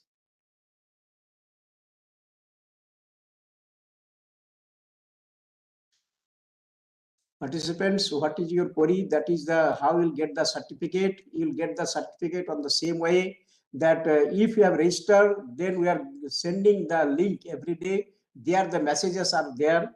So please check in how you'll get the certificate. So I hope that you know how to register and how to enroll the program. Whenever you are enrolling, so in the same fashion, at the place of enrolling, you have to there is one option to put the feedback. After the feedback, you can obtain the certificate. But certificate, this is for the training, and it will contribute for 3 days. 3 days you have to attend. Sorry, at least 60% of the time daily you have to attend. Then and that you can get the certificate. But certificate will be generated by the computer, not by man-made. And if you perform all the things, if you are in positive side, you'll definitely get the certificate. Of course, at the end day, after 4 hours, that computer will generate the certificate. Of course, on that day, that is on 18th evening, or say 19th, you can get the certificate. You'll get the certificate, no problem. But provided, please, you attend the course. Sir, Dr. Jha is engaged in some other work for now. He got a call from somewhere. So, yeah. So he told that he will anyway address tomorrow. No problem. I think one Sibram Kumarji has asked one question. Okay. It is related to Professor Sarman Singh, but I don't know. Sir, you are here, Sarman Singh sir? Sarman Singh sir, you are here? Yes, I am. Yeah, I am. Sir, one gentleman has raised one question regarding that your topic, sir. That is, does biolife also affect the vulnerability of Gangetic plains? Biohazards. Biolife. Does biolife also affect the vulnerability of Gangetic plains? Biolife. Biolife. Biolife. What is biolife? Biological life. Yes. Biolife means, does biolife also affect the vulnerability of biolife? I think biological life he wants to know. So biological life, yes, of course. All humans, all the plants, they are all biological lives, and animals also. So the question is not clear to me. BioLife, Yes, sir. I understand, So, Mr. Shivram Kumarji, could you please specify some more what regarding your questions? Life is there. It is immaterial of the BioLife. It is life is there, and vulnerability within the Gangetic plane. What do you mean to say BioLife? Of course, in the Gangetic plane, that life we are is part of the world, Gangetic plane or any plane. If we are part of Earth, we are living on Earth. Whatsoever topic I covered, this is relates to all of us. Yes. Sir, I have a little question to Professor Please, Sarma. please. Yes, sir. Actually, you have mentioned that with the changing temperature and humidity, the virulence of pathogen is changing. That's why we are getting different sort of results. My question was whether our immunity as a host is also changes with temperature and humidity or changes in environment. Yes, that also changes because our immunity, particularly, there is a clear divide. If you see these days, one is luxury life and one is normal life. So those who are more exposed to environment and the all bacteria and other things, they have better immunity because they have challenge. And those who are remaining in the luxurious life inside and all the like in India also, like Britain or best any country, you can name it, America or any country, they also come, they don't have immunity to, means they have never challenged their immune system to various parasites of bacteria. So obviously they develop various infections earlier as compared to those who are already exposed to, and our body recognize them, our immune system is also equipped with them. So yes, it does. Yes, thank you so much. And that may be also true for, like you told, that South India is more humidity and temperature prone as compared to North and West India. Exactly. So they must be more exposed to the pathogens as compared to other people. Exactly. So this is obviously the various bacteria, they live and they multiply in the hot and humid environments as compared to dry and high temperature.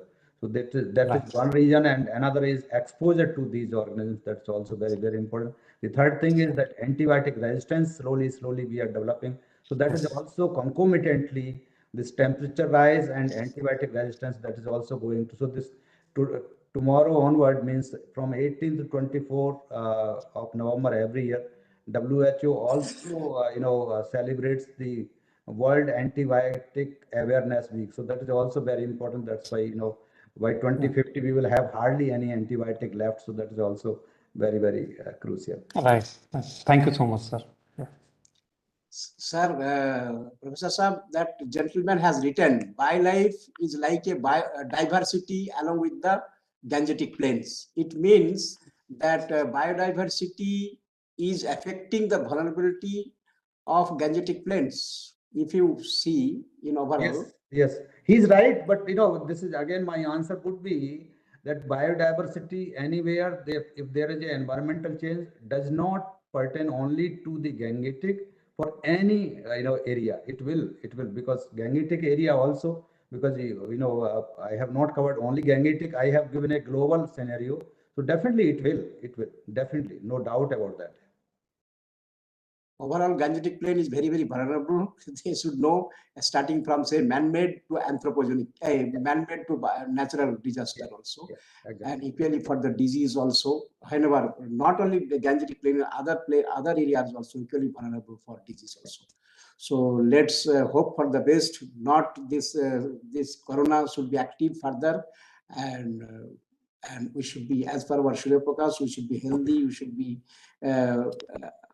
We should preserve for the, the resistant, all the things we should, and you should make the resilient India also in all the aspect on health as well as the disaster also.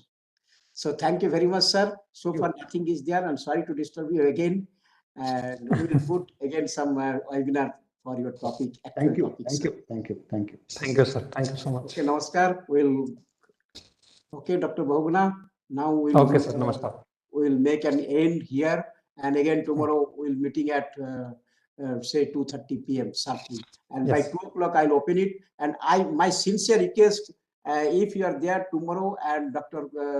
Das is there, so let them join Yes. by 2:10. So today, Yes, Professor sir. I have No. joined at the appropriate time. No problem, no issue, nothing was there. No, we all were actually there, sir. We all were just in single conference room and we joined with just that single ID actually.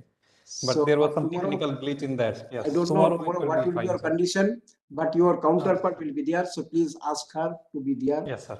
Yes, sir. So first thing, second thing, today as per our discussion, so please send some document by Yes. evening, 7 o'clock maximum. Okay. Sure, sir. Sure. Okay, thank you. And I'll send for Thank you. tomorrow's biodata analysis.